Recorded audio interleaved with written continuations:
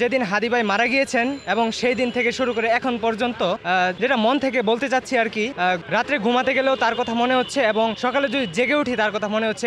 এর মনে ওঠার একটি কারণ যে কোনোভাবেই বলতে পারছি না যেভাবে একটি তরুণ সমাজকে ধ্বংসের মুখে ঠেলে দিয়েছে আজকে, মানে বাংলাদেশে প্রতিহত করতে পারে নাই, এইরকম একটি বলা যায় স্বর্ণযুগ আসতে যাচ্ছিল বাংলাদেশে। হাদির মতো নেতা বাংলাদেশে দ্বিতীয়টা আসলে খুঁজে পাওয়া কোনোভাবেই সম্ভব না। ইন্ডিয়ার বিরুদ্ধে বাংলাদেশে অনেকেই কথা বলে গিয়েছে, কিন্তু হাদির মতো এক কার্যকর অবস্থায় গিয়েছে এবং করতে পেরেছে এবং করার পথ তৈরি করে দিয়েছে, এমনভাবে কোনোভাবেই সম্ভব হয়েছে না। আমরা জানি মাওলানা ভাসানী এই সম্পর্কে বলেছিল যে ইন্ডিয়ার বিরুদ্ধে যে কথা বলতে পারবে সেই জাতি হতে পারে বাংলাদেশের সুনাগরিক এবং তারাই হতে পারে বাংলাদেশের সুষ্ঠু নাগরিক, কিন্তু কোনোভাবেই তিনি তার শেষ বয়স পর্যন্ত এই কথাগুলো বলে গিয়েছে। কিন্তু হাদি তার তরুণ বয়সে এসে এই কথা বলেছে এবং তার কার্যকর করার সময় একদম শেষ পর্যন্ত সময় পেয়েছিল, কিন্তু জালেমরা তাকে আগাতে দেয়নি, এখানে তাকে থামিয়ে দেওয়া হয়েছে। এই কারণে আমি আমার মনের ক্ষোভ থেকে বলতে চাই যেন খুব দ্রুত এর বিচার হয়। বাংলাদেশে এর আগে অনেক তরুণ সমাজ মৃত্যুর দিকে গিয়েছে এবং ঢাকা বিশ্ববিদ্যালয়ে অনেকে মেধাবী ছিল এবং তরুণ সমাজ ছিল, তাদেরকে ফ্যাসিস্টরা।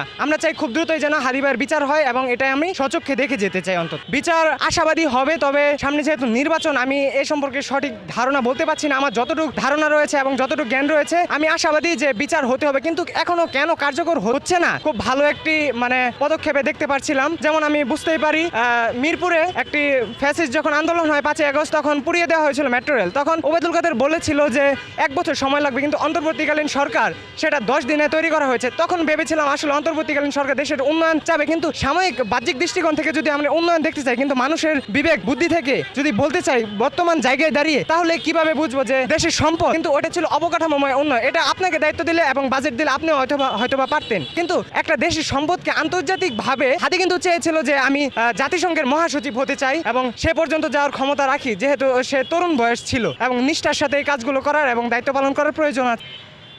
Thank you.